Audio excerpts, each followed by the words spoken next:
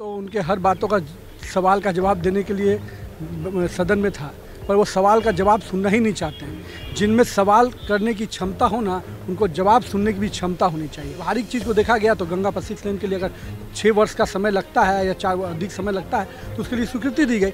इसको लेकर है तो हम अच्छा नहीं, उसके टेक्निकल चीज़ों पे आते तो हम उनको जवाब देते। तो मैदान छोड़ने वाले व्यक्ति हैं, मैदान में रहते तब ना जवाब देते हैं। प्रतिपक्ष अभी ये भूमिका मिलनी चाहिए, तो आज सदन में क्वेश्चन किया, मैदान छोड़ दिए।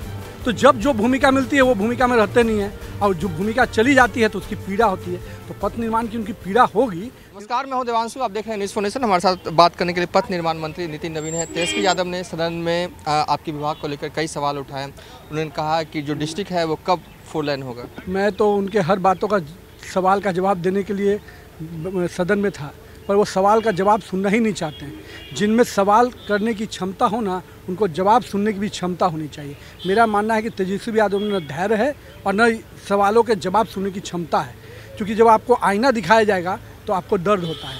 हम तो स्पष्ट रूप से उनके एक एक सवाल, उन्होंने CRF फंड की बात की। CRF में 1000 करोड़ रुपया कभी नहीं दिया गया है, जबकि पहली बार इस वर्ष में 500 करोड़ रुपया दिया गया। तो ये दिखता है कि उनको न जानकारी थी विभाग की, और जिस समय बिहार की चर्चा कर रहे हैं वैशाली और छपरा तक ही सीमित कर दिया था विभाग को।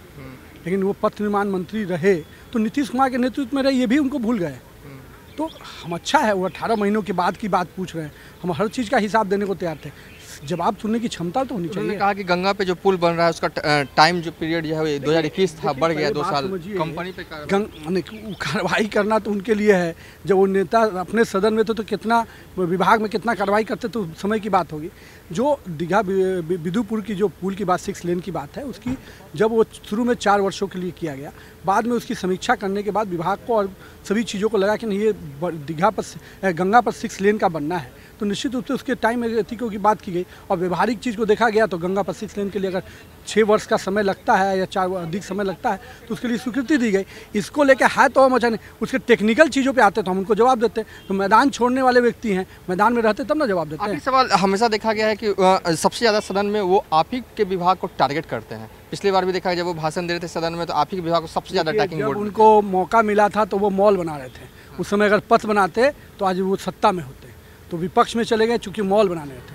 जनता की सेवा किए होते तो ये नहीं हो, व्यक्तिगत काम में लगे थे इसलिए पीड़ा है। तो मेरा कहना है कि अभी फिर नेता प्रतिपक्ष अभी ये भूमिका मिलनी चाहिए। तो आज सदन में क्वेश्चन किया, मैदान छोड़ दिए। तो जब जो भूमिका मिलती है वो भूमिका में रहते नहीं है, और जो भूमिका चली जाती है तो उसकी पीड़ा होती है। तो पथ निर्माण की उनकी पीड़ा होगी, लेकिन उस पीड़ा से मेरा संदेश यही है कि जब जो मौका मिले उसको काम को कीजिए। अभी नेता प्रतिपक्ष का मौका मिला है तो उसमें भी मैदान छोड़ते हैं। इसलिए ये थे पथ निर्माण मंत्री नितिन नवीन। फिलहाल अभी तक के लिए इतना ही। आप देखते रहिए न्यूज़ फॉर नेशन।